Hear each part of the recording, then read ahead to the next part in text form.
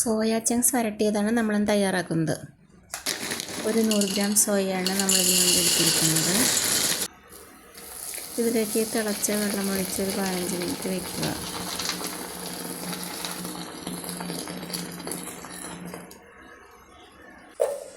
അതിനുശേഷം ഇതുപോലെ നല്ലപോലെ പിഴിഞ്ഞെടുക്കുക.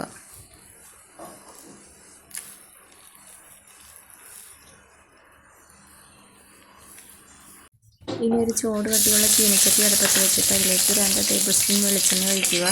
1/2 table spoon ginger garlic paste ഇട്ട് നല്ലപോലെ വഴറ്റുക.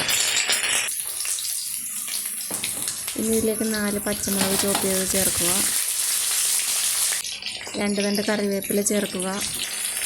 ഇനി ഇതിലേക്ക് കുറച്ച് തേങ്ങാക്കൊത്ത് ചേർക്കുക.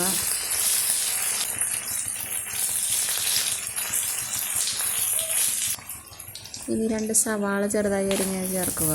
എന്നിട്ട് നല്ലപോലെ വഴറ്റുക. 1/2 ടീസ്പൂൺ മഞ്ഞൾപ്പൊടി ചേർക്കുക. 1 ടേബിൾ സ്പൂൺ കാശ്മീരി മുളക് പൊടി, 1/4 ടീസ്പൂൺ കുരുമുളക് പൊടി, 1 ടീസ്പൂൺ ഗരം മസാലപ്പൊടി, 1 ടേബിൾ സ്പൂൺ മല്ലിപ്പൊടി ഇവ ചേർത്ത് പച്ചമണം മാറുന്നവരെ ഒന്ന് വഴറ്റുക. ഇനി ഇതിലേക്ക് സോയ ചേർത്ത് കൊടുക്കുക.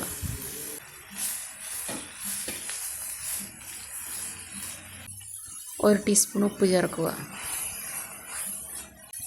ഇതിലേക്ക് ഇനി ഒരു 1/2 കപ്പ് വെള്ളം കൂടി ഒഴിച്ചു കൊടുത്തിട്ട് നല്ലപോലെ വഴറ്റുക. ഇതിനിങ്ങനെ കുറച്ച് സമയം ഇങ്ങനെ വരട്ടി ഒരു കറുത്ത നിറമാകുന്നതുവരെയൊക്കെ വരട്ടിയെടുക്കുക.